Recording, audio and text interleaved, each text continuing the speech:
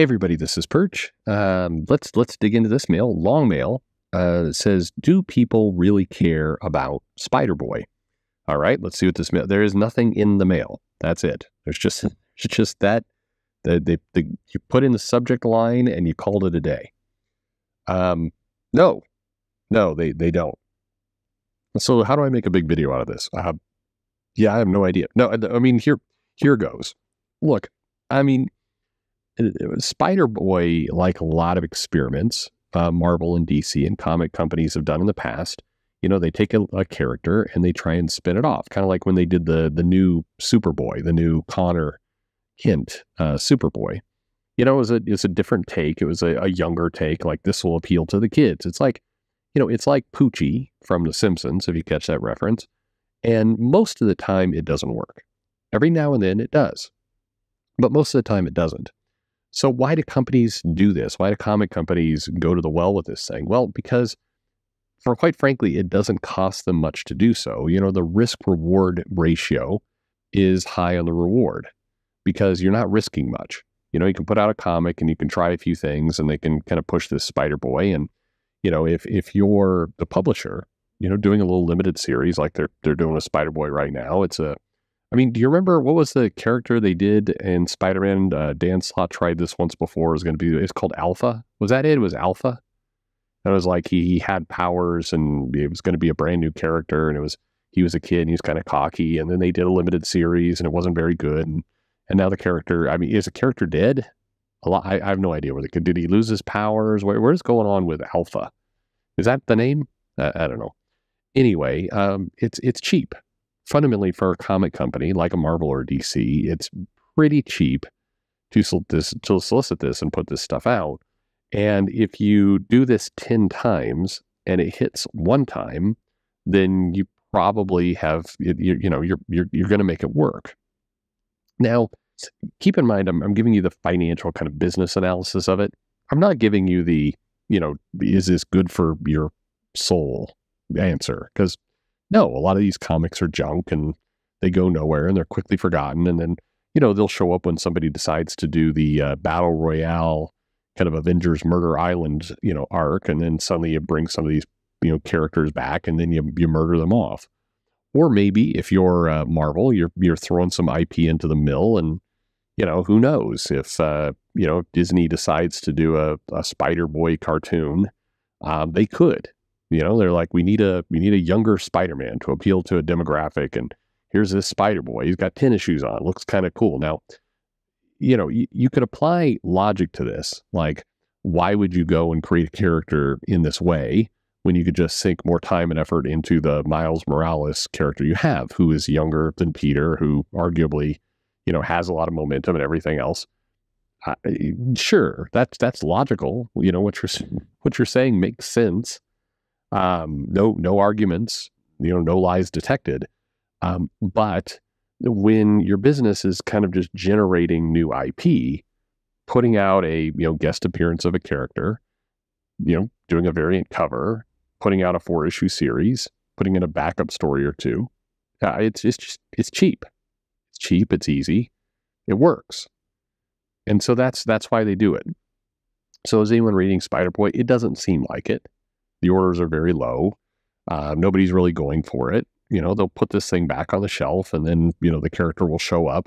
Right now in the Zeb Wells Spider-Man, you've got Wreck Rap, whatever, the little, demon version of Peter from the Dark Web storyline more than a year ago. That character is fucking awful, but, we've still got him. He's in the comic and we're bringing it back. Now, maybe they're going to disintegrate him or who knows. But generally, what you're seeing in comics right now is the kind of desire to pump out some new characters, some new IP. And what you're also seeing is a lot of writers, a lot of artists, if they have a really good original idea for a character, number one, they probably want to keep it for themselves. So they're not going to shuttle it off to Marvel. Number two, Marvel themselves doesn't want it because they don't really know how to push new IP in this way. It's hard to throw out a brand new character out of nowhere that has no attachment to the current Marvel universe. So What they're more inclined to do is say, give us something that is a mild spin off of a recognizable character. This is why you see them saying, yeah, let's kill off Moon Knight and create another Moon Knight, or we can still call it Moon Knight, but we get to play around with a different version. And same thing with Batman. It's like, hey, let's, we want to create a new character here. Let's make some member of the Bat family that looks vaguely Bat-like, and just, eventually that cast will be 60, 100 people. But, we're just going to keep churning out Bat characters, because if we're going to try and make this work as a series, we're going to try and make some recognizable IP.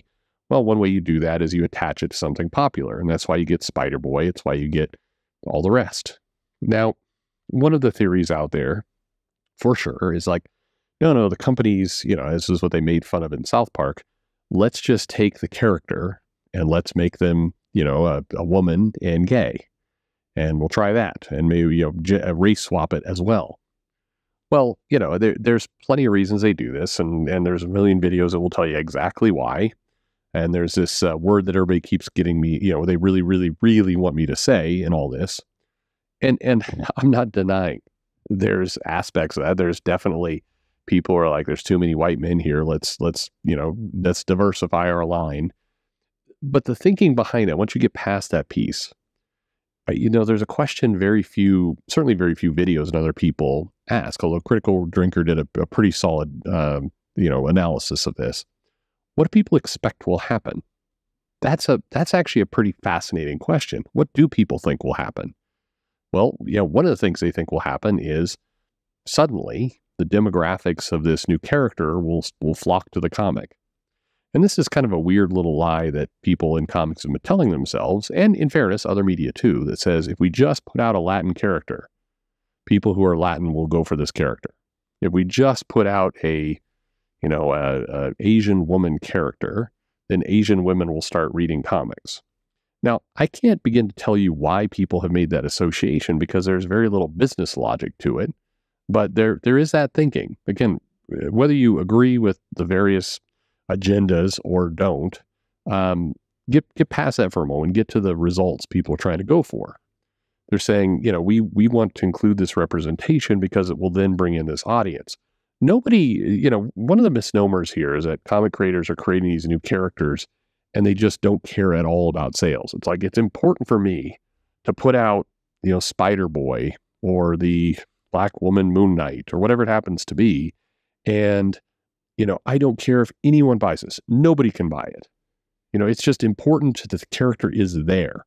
Or maybe even kind of the deeper down the rabbit hole version, it's important that people who are not like me suffer, that all the traditional fanboys hurt.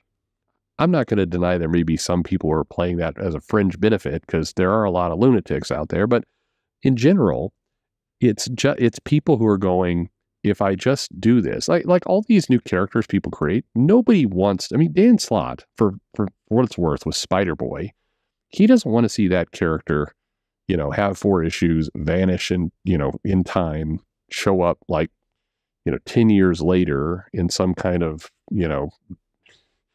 comic where they just murder off a bunch of their, this will be the next victim of Scourge. Nobody wants to see that for their character. But so they do think there's going to be sales. The problem is the premise and the idea they have is nuts. The idea that just because of the demographics or gender or sexuality or whatever it is about this character, that people are automatically going to follow suit. That is the fallacy of thinking. And that's just an indicator of somebody with bad business sense. Of just because you make it in a certain way doesn't mean people are going to come. You're going to actually have to put a story behind it. And, we can make this as fancy as we want. We can bring politics, agendas, all kinds of things into it. That's all great. At the end of the day, if the story's not interesting, if the character's not compelling, don't really care whether they're whatever race, whatever gender, whatever nationality, whoever they sleep with, it's not going to go anywhere. It just isn't. Now, comic companies, creators can keep trying. They can roll out the next Spider-Boy. Dan Slott did it was Alpha, wasn't it? Please, somebody help me in the comments. He did Alpha, and now Spider-Boy. I am relatively convinced that fast forward 5 years, there will be another Spider character knockoff that Dan Slott rolls out, gets a limited series, and then vanishes from all time. I'm just pretty confident. Because the one thing that is consistent that we can count on is that the same ideas keep getting rolled out over and over and over again. So are people reading Spider-Boy? It doesn't seem so. Are we going to get another style of Spider-Boy in 2026? Almost certainly. To me, that is far more depressing than anything else. But, your mileage may vary. Well, there you go. I got 10 minutes out of this after all. Well, thanks for the non-letter, and thanks for listening.